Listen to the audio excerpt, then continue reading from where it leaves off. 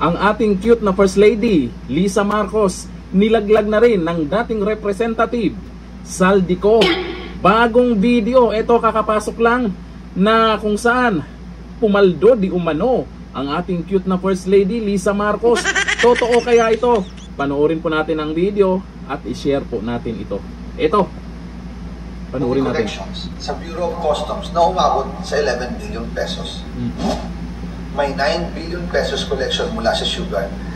Ang kita mula sa importasyon ng sibuyas na hawak naman ni Martin Araneta. Tinawagan daw siya ni First Lady Lisa Marcos at ipinapatigil ang investigasyon. Sa First Lady Lisa Marcos mismo ang may hawak sa mga rice importers. Dahil pala sa dami ng SOP at remittance na ipinapasa sa bawat transaksyon. Ang pinakamakapangyarihang pamilya pa mismo ang sangkot sa ganitong sistema. Ito na. Umpisahan na.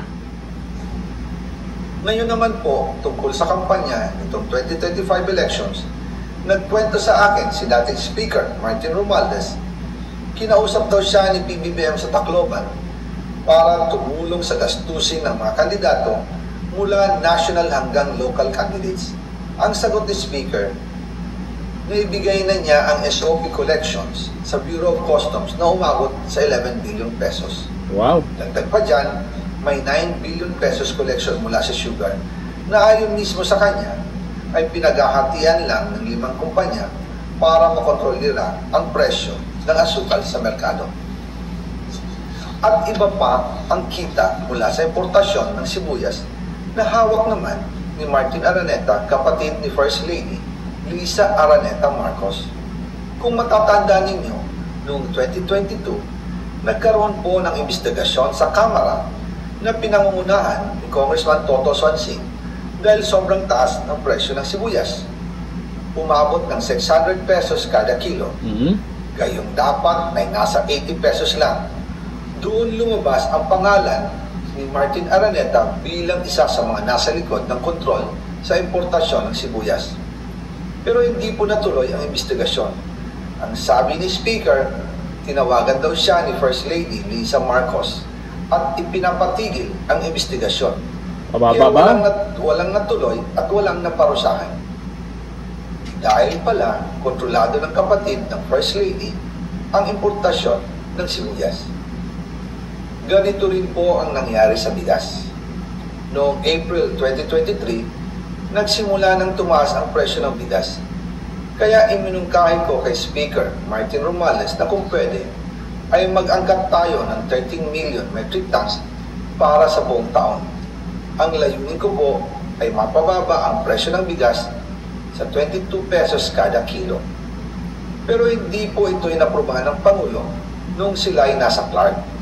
Dahil doon, sumipa ang presyo ng bigas na umabot ng 55 pesos kada kilo hanggang 2024. Noong 2024, kinausap ko ulit si Speaker Martin Romualdez na kung pwede makausap namin si Secretary Laurel Chu ng Department of Agriculture at Secretary Ralph Rector ng Department of Finance para maibaba ang taripa ng bigas mula 35% to 15%.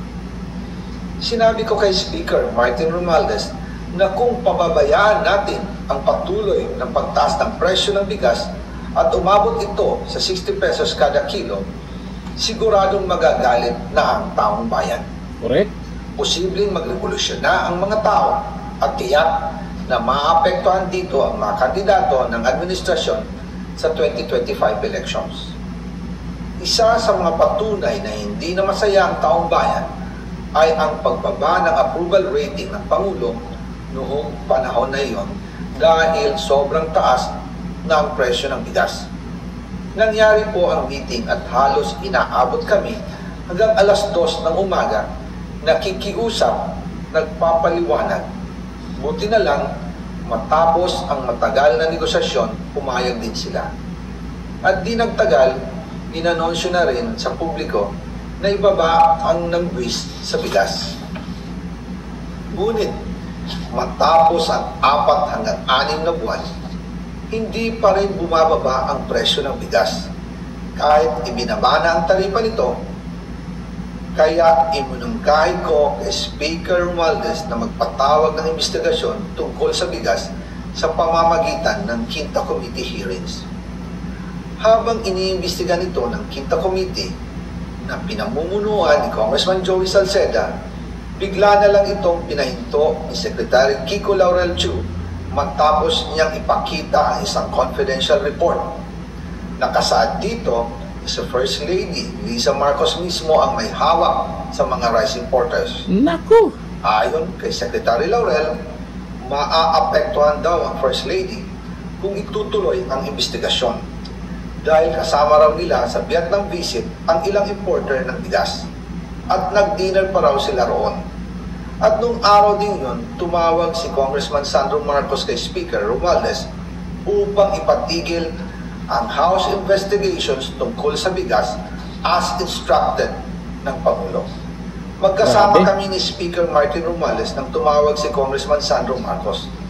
Dumating din si Secretary Laurel Chu sa Manila Polo Townhouse at doon siya pinagalitan ni Speaker dahil inilabas niya ang confidential report na nagdidiin sa First Lady sa issue ng rice smuggling. Humihingi ng paumanhin si Secretary Laurel Chu at sinabi niyang, pasensya na, masyado akong naive. Doon namin naintindihan kung bakit.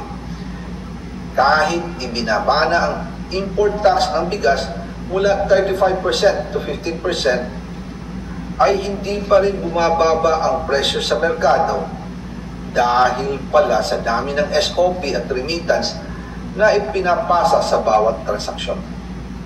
Dagdag pa po, maraming importers ng isda ang nagre-reklamo dahil kontrolado ito ng kaunting kumpanya lamang.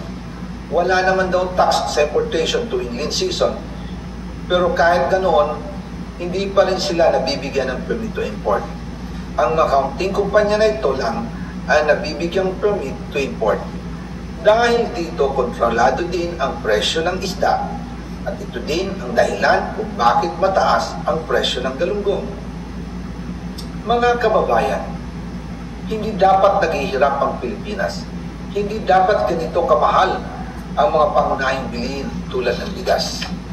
At higit sa lahat, hindi dapat nagugutom ang mga Pilipino. Wala silang malasakit sa taong bayan, lalo na sa mga mahihirap. Inaabuso ang kapangyarihan, nagiging negosyo ang pera ng taong bayan. Masakit man tanggapin, pero ito ang katotohanan. Ang pinakamakapangyarihang pamilya pa mismo ang sangkot sa ganitong sistema. Mula sa Pangulo, First Lady, hanggang sa anak, sila mismo ang nagtatakda, kumukontrol, at nakikinabang sa mga transaksyon dapat sanay para sa kapakanan ng sambayanan. Hawak at kontrolado nila halos lahat ng ahensya, kaya nagagawa nilang itago ang katotohanan.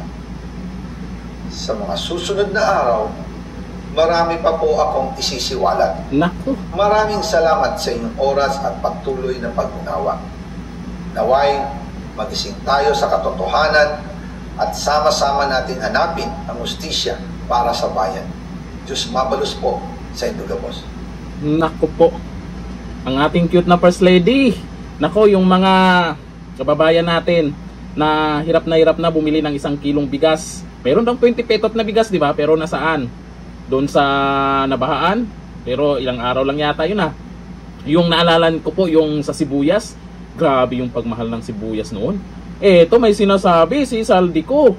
Naku po, ang mga mahihirap nating kababayan ang kawawa dito sa pagkaroon ng mahal, sobrang mahal na bili. Ewan ko lang kung sasabihin yung hindi totoo ito, ha. Kasi yung sinasabi nito ni dating Congressman Saldico na yung tumaas yung sibuyas, totoo yun, tumaas talaga yung bigas, yung ibang bilihin, isda, hanggang ngayon nga, di ba? Ay ito, may paliwanag siya, isa-isa, malinaw na paliwanag paano nangyari yan, bakit biglang tumaas yung bilihin, sino ba ang may control, totoo kaya? Nako, ang ating cute na First Lady, sana magpaliwanag din tungkol dito. hindi naman pwedeng tatahimik lang sila. 'Di ba? Lalong magagalit ang taong bayan kung mapanood nila ang videong ito. Ang tanong, naniniwala ba kayo sa inilabas na video ni Saldico? Comment tayo dyan at huwag kalimutan, i-share natin yan. Hanggang dito na lang. Thank you. Bye-bye.